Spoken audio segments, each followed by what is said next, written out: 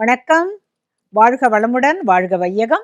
உலகத்து மக்கள் அனைவருக்கும் எல்லா நாட்களிலும் எல்லா நன்மைகளும் நடந்து மகிழ்ச்சியா இருக்கணும்னு வாழ்த்துறோங்க. இன்னைக்கு பிள்ளையாரப்ப என்னத்தை எழுதி போட்டிருக்கிறாருங்கிறத பார்த்துடலாம். தவறுது. பறக்காத கொக்கு. இன்னொன்னு என்ன? வேதாளம். மொட்டை தலைக்கும் முழங்காலுக்கும் முடிச்சு போட்டான்னு சொல்லுவாங்கல்ல, அது அந்த மாதிரிதான் இருக்கு. பறக்காத கொக்கு. பறக்காத கொக்கு. இந்த வார்த்தையை யார் பயன்படுத்தினாங்க தெரியுமா? பொன் விளைந்த களத்தூர்னு ஒரு ஊர் இருக்கு. அந்த ஊர்ல பிறந்தவர் தான் அந்தக கவி வீர ராகவ முதலியார். அந்தக கவி அப்படின்னா அந்தகன் அப்படின்னாக்க கண் பார்வை அற்றவன். அவர் பிறவியிலேயே குருடு. ஆனா தமிழ் மீது இருந்த ஆர்வத்தினால என்ன செய்வாராம், வெறும் முதுகோட உட்காந்து ஆனா எழுத சொல்லுவாராம். இதுக்குன்னே ஒத்தொத்தரா வந்து ஒரு ஒரு வார்த்தையா சொல்லி கொடுத்து ஆடு, அது ஒரு மிருகம், இப்படி தமிழை படிச்சு அவர் எத்தனை நூல்கள் இயற்றி இருக்கார் தெரியுமா? அதெல்லாம் பார்க்குற பொழுது நம்ம புஸ்தகத்தை பார்த்து ஒரு படிச்சு அதை செய்யுள ஒப்பிக்கிறதுக்கே நாம அழறோம் இல்லையா? அவர் என்ன பண்ணாராம், ரொம்ப நிறைய கோவில்களை பத்தி எல்லாம் பிரமாதமா புராணம் எல்லாம் எழுதியிருக்கிறாரு. தாகம் தீர்த்த செழிதரையன் அப்படின்னு ஒரு செல்வந்தருக்கு அவர் ஒரு தூக்கு கவி.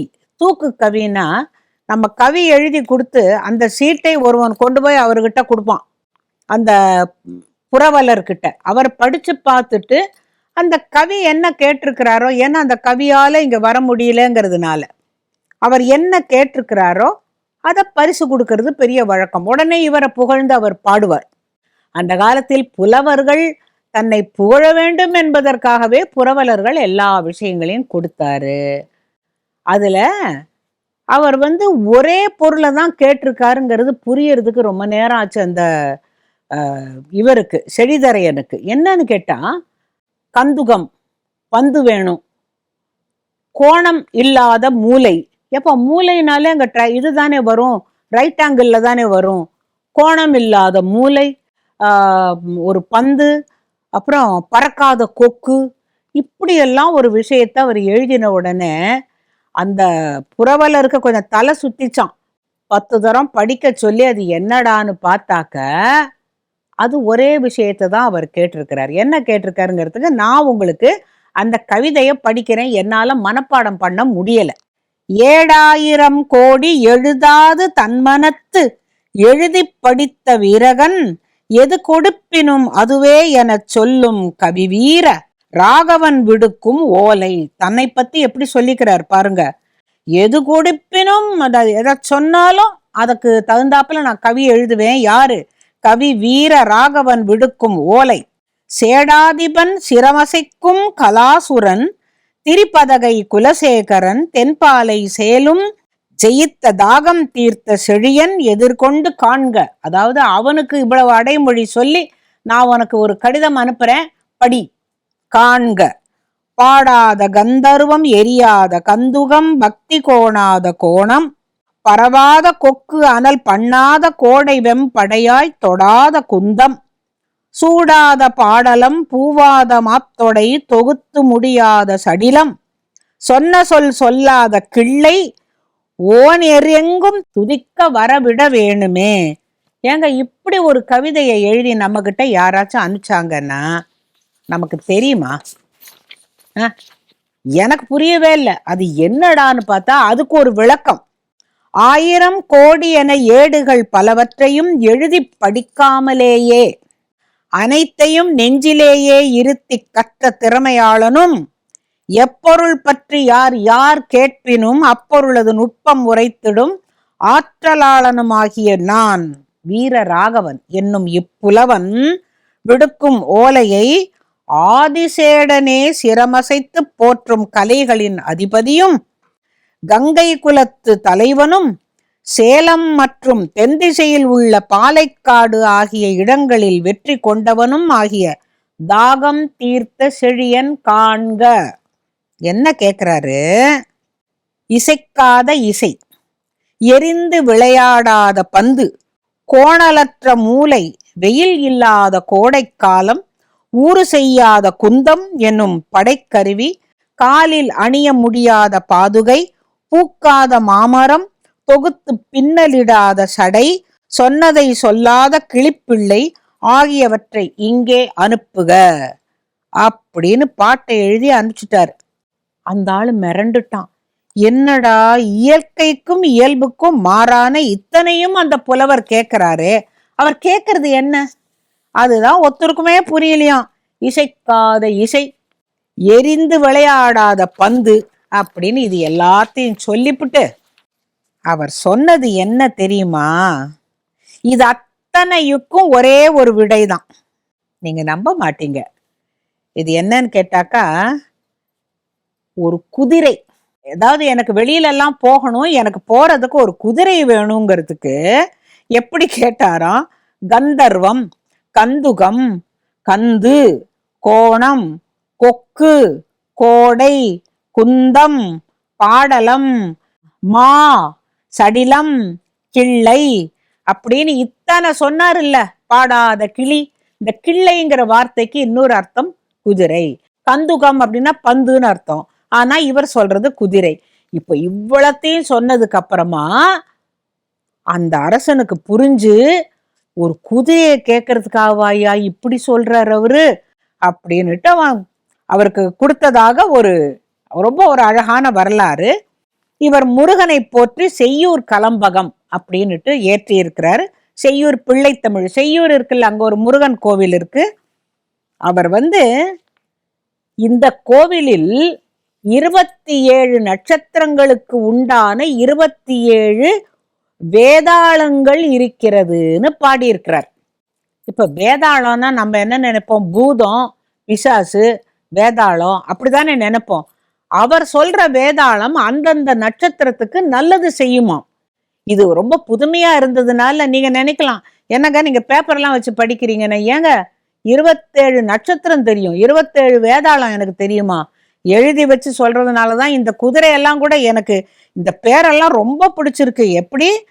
பாடாத கந்தர்வம், கந்தர்வம்னா ஒரு பேரு, எரியாத கந்துகம், பக்தி கோணாத கோணம், பரவாத கொக்கு, அனல் பண்ணாத கோடை. கோடைனாக்க குதிரைன்னு நமக்கு எப்படி தெரியும்? இதுதான் ரொம்ப நல்லா இருக்குன்னு நினைச்சேன். அதை விட பாருங்க, யார் யாருக்கு என்னென்ன நட்சத்திரம் தெரியும் இல்ல உங்களுக்கு, பார்த்துக்கிடுங்க. அந்தந்த ஒத்தத்திற்கும் நல்லது பண்றதுக்காக இந்த காஞ்சிபுரம் செய்யூர்ல இருக்கிற கோவில், அங்க இத்தனை வேதாளத்துக்கும் சந்நிதி இருக்கான். வேதாளம்னா என்னங்க அப்படின்னு கேட்கறவங்களுக்கு அதையும் சொல்லிடுறேன். வேதாளம் முருங்கை மரம் ஏறிடுச்சுன்னு சொல்லுவாங்கல்ல. இப்ப ஒரு பொண்டாட்டி ஒரு புருஷன் வாழ்ந்துட்டு இருக்கிறாங்க. அந்த பொண்டாட்டி கொஞ்சம் கோவக்காரி வச்சுக்கோங்களேன். எது சொன்னாலும் ஆவுன்னு கத்துவாளா இருக்கும். அப்புறம் நடுப்புற கொஞ்சம் நல்லா இருந்தாலும் ஒரு ஜோசியம் சொன்னானா, நீ அவளுக்கு இந்த மாதிரி தானோ ஒரு மல்லிப்பூ வாங்கி கொடு, ஏதா ஒன்று சொல்லி அவளை அப்படியே அடக்கி வெயி, சந்தோஷமா வச்சுக்கோன்னு. கொஞ்ச நாள் கழிச்சு அந்த ஜோசியம் கேட்டானு, ஏன்பா நான் சொன்னாப்புல செஞ்சியா, நல்லா இருக்கா அப்படின்னு. வேதாளம் பழையபடி முருங்கை மரம் ஏறிடுச்சு. அப்படின்னா என்ன அர்த்தம்? அந்த வேதாளம் முருங்கை மரம் ஏறுறதுன்னா ஒரு கதை இருக்குல்ல, அதை சொல்றதுக்கு முன்னாலதான் இப்படி வரேன் நானு. உங்க எல்லாருக்கும் அஸ்வினி, பரணி, கார்த்திகை, ரோகிணி, மிருகசீரிஷம், திருவாதிரைன்னு இருக்குல்ல. இப்ப பாருங்க, யார் யாருக்கு அஸ்வினி? நீங்க எந்த சாமியை கும்பிடணும்? நாகாயுதபாணி பூத வேதாளம், வஜ்ரதாரி பூத வேதாளம் பரணி நட்சத்திரத்துக்கு, வைராகிய பூத வேதாளம் கிருத்திகை நட்சத்திரத்துக்கு, கடகதாரி பூத வேதாளம் ரோஹிணி நட்சத்திரத்துக்கு, ஞானபூத வேதாளம் மிருகசீரிஷம், தோமர பூத வேதாளம் திருவாதிரை, வக்ரதந்த பூத வேதாளம் புனர்பூசம், விசால நேத்திர பூத வேதாளம் பூசம், ஆனந்த பைரவ பக்த பூத வேதாளம் ஆயில்யம், ஞானஸ்கந்த பக்த பூத வேதாளம் மகம், தர்ப்பகர பூத வேதாளம் பூரம், வீரபாகு சேவக பூத வேதாளம் உத்திரம், சூரபத்ம துவம்ச பூத வேதாளம் ஹஸ்தம், தாரகாசுர இம்ச பூத வேதாளம் சித்திரை, ஆனந்த குஹ பக்த பூத வேதாளம் சுவாதி, சூர நிபுண பூத வேதாளம் விஷாகம், சண்ட கோப பூத வேதாளம் அனுஷம், சிங்கமுகாசுர ஹிம்ச பூத வேதாளம் கேட்டை, பராக்கிரம பூத வேதாளம் மூலம், மகோதர பூத வேதாளம் பூராடம், ஊர்துவ சிகாபந்த பூத வேதாளம் உத்திராடம், கதாபரணி பூத வேதாளம் திருவோணம், சக்கரபாணி பூத வேதாளம் அபிட்டம், வேருண்ட பூத வேதாளம் சதயம், கோர ரூப பூத வேதாளம் பூரட்டாதி, குரு பைரவ சேவக பூத வேதாளம் உத்திரட்டாதி, குரோதன பேரவ பக்த பூத வேதாளம் ரேவதி. நம்ம எல்லாருக்கும் ஒரு ஒரு நட்சத்திரத்துக்கு ஒரு ஒரு விருட்சம்னு கேள்விப்பட்டிருக்கோம்.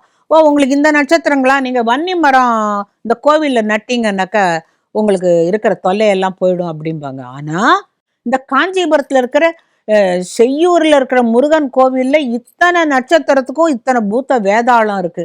இந்த வேதாளம் என்ன பண்ணும் அப்படின்னா, நம்ம என்னெல்லாம் கேட்கிறோமோ அதெல்லாத்தையும் செய்யும். ஏன்? அது எல்லாரையும் வதம் பண்ணிட்டு தான் அப்படி தைரியமா உட்கார்ந்து இருக்குங்கிறதுக்காக தான் இந்த பூத வேதாளம் அப்படிங்கறது அவர் சொன்னதுனாலதான் எனக்கு தெரியும். உண்மையிலேயே அந்த கோயிலுக்கு போயிருந்தா கூட அப்படியே ஏதோ சந்நிதி எல்லாம் இருக்கு, ஒரே பார்த்துட்டு வந்திருப்போம்.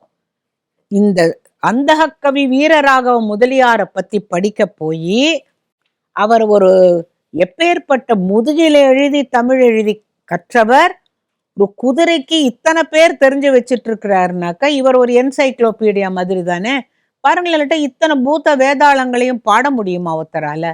நான் இப்ப படிச்சேனே, அவங்கவுங்க பார்த்திருப்பீங்க, ஓ அஸ்வினியா ஏதோ ஒரு பூத்த வேதாளம் பூத்த வேதாளம் பூத்த வேதாளம், இதை வேணா நான் இன்னொரு தரம் படிக்கிறேன், அப்புறம் கடைசியில படிக்கிறேன். பட் இந்த வேதாளத்துக்கு வரணும். இது வேதாளத்தை வச்சு என்ன கதை அப்படிங்கிறத பார்க்கலாம். இப்ப வேதாளம் அப்படின்னாக்க ரொம்ப மொண்டி பண்றவங்களை, அதாவது பிடிவாதக்காரங்களை வேதாளம்னு சொல்லுவாங்க. சரி, வேதாளம் எப்படி இந்த உலகத்துக்கு வந்தது? இவர் இவ்வளவு வேதாளம் சொல்லியிருக்காரு, அப்ப முதல்ல வேதாளம் எப்படி வந்தது அப்படின்னு கேட்டாக்க, தேவலோகத்துல புஷ்பதத்தன் தேவதத்தைன்னு ஒரு கணவன் மனைவி இருந்தாங்க. அவங்க தேவர்களுக்கு ஆடை நெய்து கொடுக்கற வழக்கம்.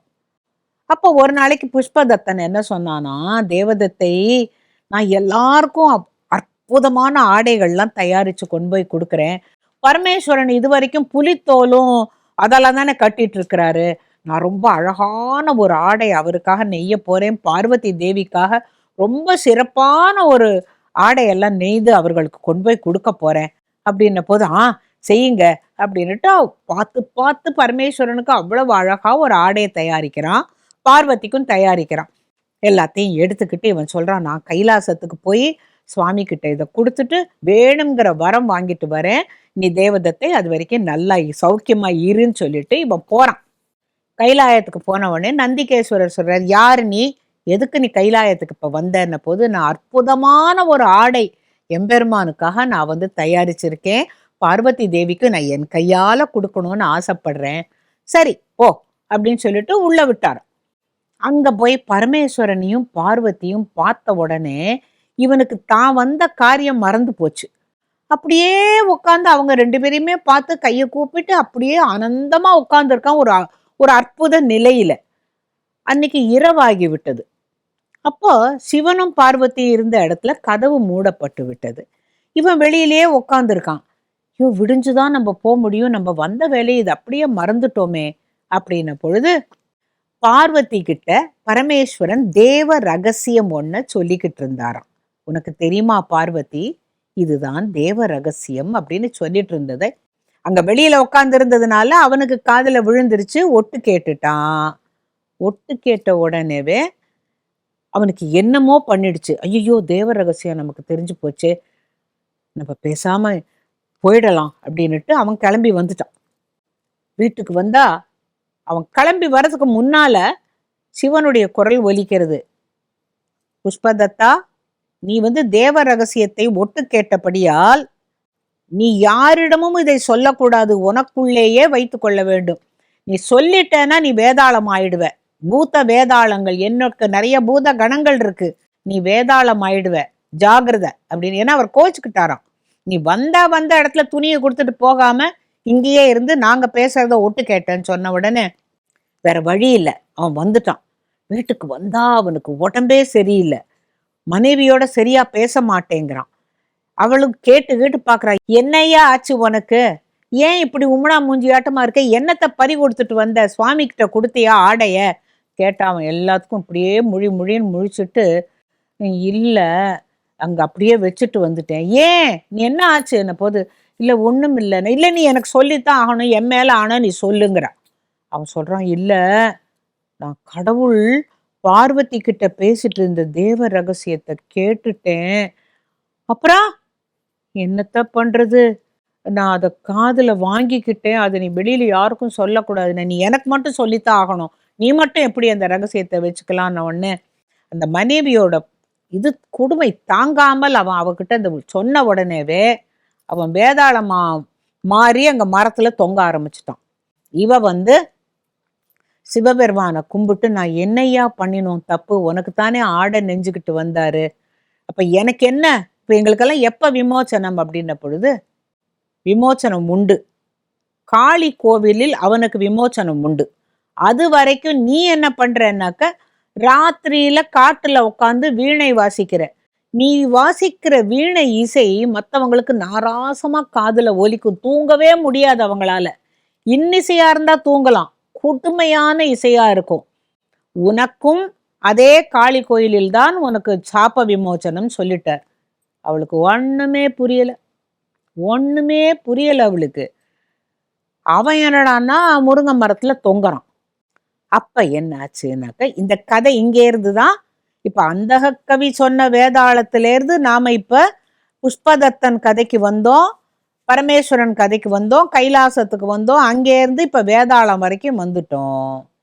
இப்ப இந்த வேதாளம் இங்க இருக்கு, இந்த மரத்துல இருக்கு, ரொம்ப நாளா தொங்கிக்கிட்டு இருக்கு அப்படிங்கிற விஷயத்த ஒரு ஒரு முனிவன், ஆனா முனிவன்னா அவன் நல்லவன் இல்ல, கெட்ட முனிவன் வச்சுக்கோங்களேன். அவன் ராத்திரியில அந்த ஓசை கேட்கிற போது அவன் நினைச்சுப்பான், இந்த இதுக்கும் அதுக்கும் ஏதோ சம்பந்தம் இருக்கணும். ஆனா கேட்டா யாருக்குமே சொல்ல தெரியாது, எங்க இருந்து அந்த இசை வருதுன்னு ஒருத்தருக்கும் தெரியாது. அப்ப ஒருத்தருக்கும் தெரியாமல் அவ பாட்டு வீணை வாசிச்சுட்டு இருப்பான். இவன் என்ன நினைக்கிறான், அந்த வேதாளத்தை வச்சு நாம ஏதான காரியத்தை சாதிச்சுக்கலாம் அப்படின்னு நினைக்கிறான். என்ன பண்ணுவான், ஒரு முறையும் அந்த ஒரு காளி கோவில் கிட்ட இருக்கிற முருங்கை மரத்துக்கிட்ட, வேதாளமே நீ எனக்கு ஒரு உதவி பண்றியா, என்னன்னு கேட்கும். எனக்கு வந்து 1000 அரசர்களுடைய தலையை வெட்டினா நான் மிகப்பெரிய சக்திமான் ஆயிடுவேன், நீ ஒத்தொத்தனையா கூப்பிட்டுட்டு வரியா, அப்ப எனக்கு என்ன நல்லது நடக்கும், உனக்கு அப்புறமா நான் வந்து எல்லா சக்தியும் எனக்கு வந்த உடனே உனக்கு வேதாளத்திலேருந்து உனக்கு விடுதலை தரேன்ன உடனே இந்த வேதாளம் என்ன பண்ணும், யாரான்னு அந்த பக்கம் ராஜா போனான்னா அவனை போய் பிடிச்சுக்கிட்டு வரும், அவங்ககிட்ட ஏதோ கேள்வி கேட்கும், அவன் பதில் சொல்ல தெரியலன்னு உடனே இந்த முனிவன்ட்ட கொண்டு தரும், அவன் தலையை வெட்டிடுவான். அப்படிங்கிறது ஒரு கதை. அப்படி வந்து கடைசியா மாட்டினவன் தான் ராஜா விக்ரமாதித்தன். நம்ம வந்து தூர்தர்ஷன்ல பார்த்துருக்கோம், விக்ரம் அவர் பேத்தாள் அப்படின்னுட்டு. ஐயோ, வாரம் அதை பைத்தியம் பிடிச்சு போய் பார்த்துட்டு இருந்தோம் குழந்தையா இருந்த போது. அந்த விக்ரமனும் வேதாள கதைகள் தான் இப்ப நம்ம இனிமே நம்ம பார்க்க போறோம். இது ரொம்ப இன்ட்ரெஸ்டிங்கா இருக்கும். என்னன்னு கேட்டா,